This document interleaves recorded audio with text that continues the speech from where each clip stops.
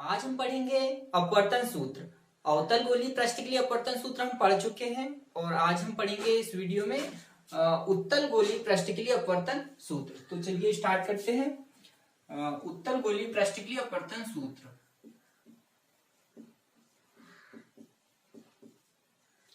उत्तल गोलीय पृष्ठ के लिए अपवर्तन सूत्र। पहले हम सूत्र लिख लेते हैं। अपवर्तन सूत्र क्या होता है? तो ये होता है उत्तल गोलीय पृष्ठ बनाएंगे एक। तो उत्तल गोलीय पृष्ठ बना लेते हैं ये हमने एक उत्तल गोलीय पृष्ठ बना लिया। अब ये दोनों प्रकाश किरण O, इसे नाम देते हैं A, तो OA I पर मिलेगी। ये दोनों प्रकाश किरणें I पर मिलेगी, तब इसका वास्तविक प्रतिबिंब हमें I पर बनेगा या दिखाई देगा। वस्तु O का वास्तविक प्रतिबिंब हमें I पर दिखाई देगा, बनेगा। और यहां पर हम नाम दे देते T, Q, कुछ भी नाम दे सकते हैं। तो ये नाम दे दिया हमने Q, ठीक है। तो अब इसमें हम कोण दर्शा देते हैं। हमारे पास ये QC जो है वो अभिलंब है और OA जो है वो आपतित किरण है। तो आपतित किरण और अभिलंब के बीच बनने वाला कोण ये हो जाएगा आपतन कोण I। अब अपवर्तन कोण कौन सा होगा? तो ये अभिलंब और ये अपवर्तित किरण। तो यहाँ पर जो कोण बनेगा वो हो जाएगा हमारा कौन सा कोण? अपवर्तन कोण R। तो ये कोण नाम दे दिया हमने R। ये दो कोण हमारे पास आ चुके हैं, आपतन कोण और ये अपवर्तन कोण। अब यहाँ पर हम तीन कोण अपनी तरफ से मान लेंगे। मान लेते ये कोण अल्फा है, ये बीटा है और ये गामा है। ये तीन कोण हमने मान लिया। इस पृष्ठ को नाम दे देते एस, पी और एस डैश, ठीक है। अब चित्र का वर्णन कर देंगे। चित्र के वर्णन में हम लिखेंगे माना एस, पी, एस डैश एक उत्तल गोलीय पृष्ठ है जिसका वक्रता केंद्र C तथा ध्रुव P है। इसके मुख्य अक्ष पर स्थित कोई बिंदु वस्तु O है जिससे चलने वाली प्रकाश किरण OP पृष्ठ पर लंबवत आपतित होने के कारण सीधी चली जाती है तथा प्रकाश किरण OA आपतन कोण I बनाते हुए आपतित होती है और अपवर्तन कोण R बनाते हुए अपवर्तित हो जाती है। तो ये इस प्रकार हमें वस्तु O का वास्तविक प्रतिबिंब मुख्य अक्ष पर ही I पर बनता है। ये चित्र का वर्णन हो गया। अब इसके बाद हम करेंगे व्यंजक सॉल्व। तो व्यंजक सॉल्व करेंगे तो स्टार्ट करते हैं। सबसे पहले लगाते हैं हम पहले लिख देते हैं आपतन कोण। ये कोणों के नाम लिख देते हैं। ये आपतन कोण है तो आपतन कोण कितना है? आपतन कोण हमारे पास है कोण OAQ। OAQ equal I। अपवर्तन कोण हमारे पास है, अपवर्तन कोण ये वाला कोण है तो IAC इक्वल R।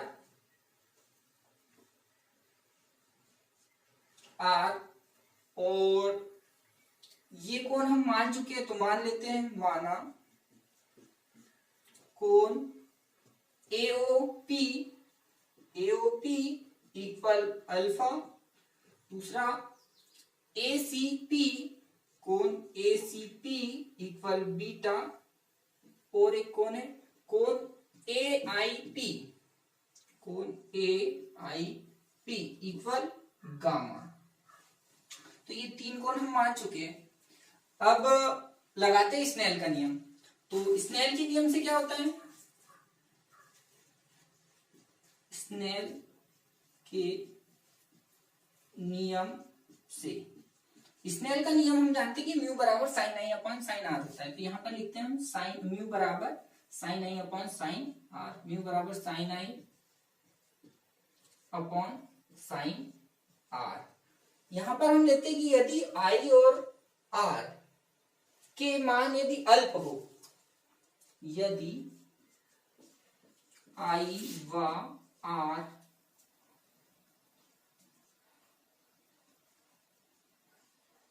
आर के मान अल्प हो, तो साइन आई को हम आई के बराबर ले सकते हैं। साइन आई इक्वल आई तथा साइन आर इक्वल आर, ये हम ले सकते हैं। तो ये हम ले लेंगे। तो यहां पर साइन आई को हम आई लिख देते हैं और साइन आर को आर लिख देते हैं। क्या स्थिति होगी यहां देखते हैं। Mu equal i upon r, ये हो गया। यहां त्रिया गुना कर देते हैं, तो r mu equal i, equation first. समीकरण 1 ला चुके। अब इस पूरे चित्र में हमें बहिष्कोण प्रमेय लगाना है, और बहिष्कोण प्रमेय लगाकर हम क्या करेंगे, आई का मान निकालेंगे और आर का मान निकालेंगे। ये दो मान निकालकर यहाँ रखेंगे। तो हम ऐसी स्थिति देखते हैं जहां बहिष्कोण बन रहा है। बहिष्कोण हम बता चुके हैं क्या होता है। बहिष्कोण होता है किसी त्रिभुज के बाहर बनने वाला कोण बहिष्कोण होता है, और उसका जो मान होता है वो सुदूर अंतः कोणों के योग के बराबर होता है। तो यहाँ चित्र में हम यहाँ पे थोड़ा सा चित्र देख लेते हैं। एक ये त्रिभुज है, यहाँ पर बनने वाला कोण ये बहिष्कोण है, और इसका मान जो होगा इन दोनों कोणों के योग के बराबर होगा। यदि कोण x है तो ये कोण a और कोण b, तो कोण x बराबर कोण a प्लस कोण b, ये होगा। कोण x बहिष्कोण है क्योंकि वो त्रिभुज के बाहर बन रहा है, और उसका मान जो होगा वो सुदूर अंतः कोणों के योग के बराबर होगा, अर्थात कोण a और b के योग के बराबर होगा। तो यहाँ ऐसी स्थिति देखते हैं कि बहिष्कोण कहाँ बन रहा है। तो हमें देखने पे पता चल रहा है कि ये जो लाइन है ये सीधी जा रही है, और यहाँ से एक त्रिभुज बन रहा है। तो ये एक रेखा को, भुजा को, त्रिभुज की एक भुजा को आगे बढ़ाने पर ये कोण बन रहा है आई। तो ये कोण आई जो होगा वो बहिष्कोण होगा, क्योंकि एक भुजा को आगे बढ़ाने पर बन रहा है। तो त्रिभुज, इसका नाम देते हैं त्रिभुज ओएसी में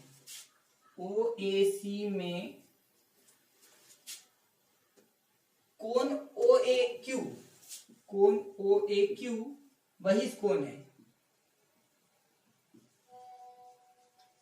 बहिष्कोण है। तब बहिष्कोण प्रमेय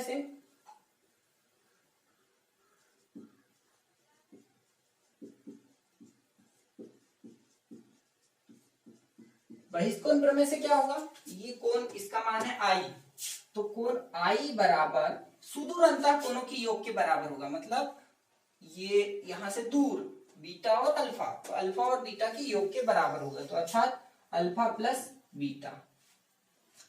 यहां से हम आई का मान निकाल चुके हैं, तो ये समीकरण 2 नाम दे देते हैं। अब हम दूसरा त्रिभुज लेते हैं जिसमें बहिष्कोण बन रहा हो। तो ऐसा हमारे पास त्रिभुज है ACI। तो त्रिभुज ACI में कोण, अब ACI में ये वाले त्रिभुज में कोण C, यहां पर एक ऐसा कोण बन रहा है, बहिष्कोण बन रहा है। तो कोण होगा ACO, कोण ACO बहिष्कोण है, बहिष्कोण है। और बहिष्कोण है तो बहिष्कोण का मान ACO बहिष्कोण है, मतलब बीटा कोण बहिष्कोण है। तो बीटा बराबर R प्लस गामा होगा, R प्लस गामा होगा। यहां से हम R का मान निकाल लेंगे। तो R का मान निकालेंगे तो आएगा हमारे पास बीटा माइनस गामा, समीकरण नाम देते 3। अब ये जो दोनों मान है हमारे पास, ये मान समीकरण 1 में रख देंगे। तो समीकरण 1 में समीकरण 2 व 3 से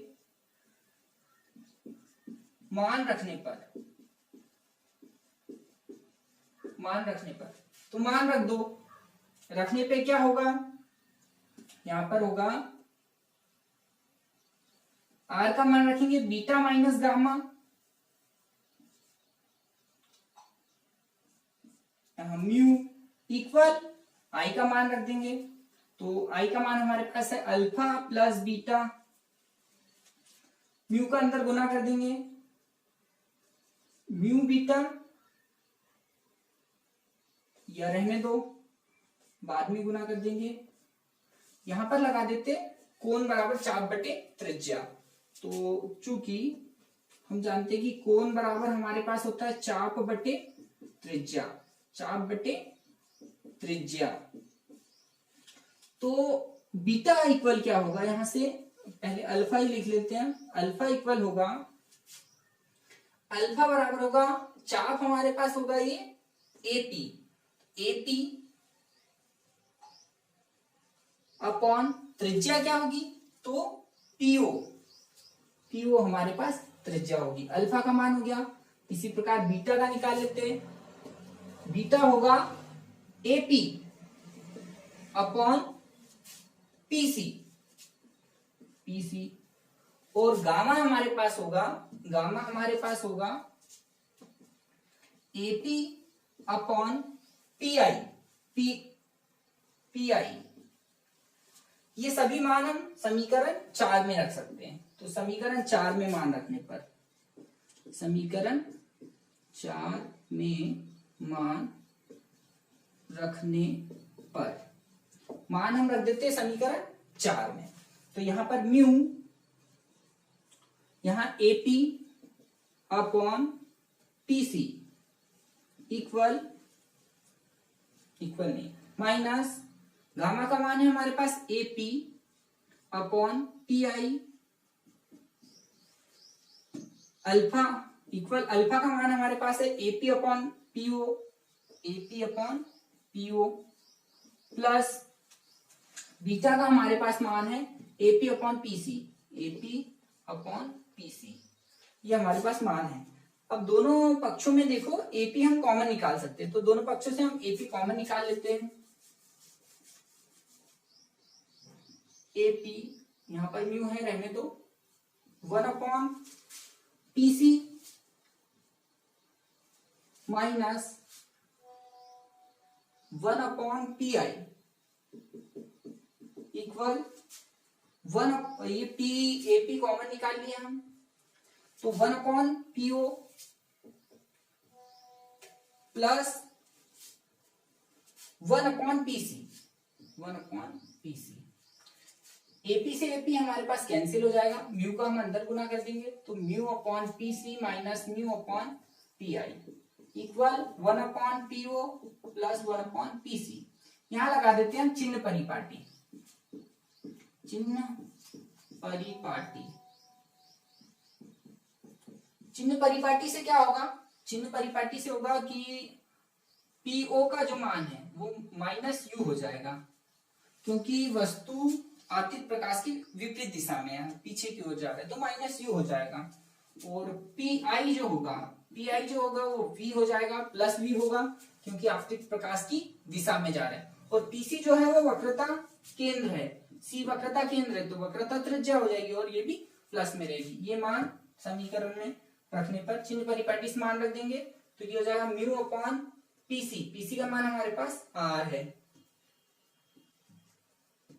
पीआई का मान हमारे पास वी है,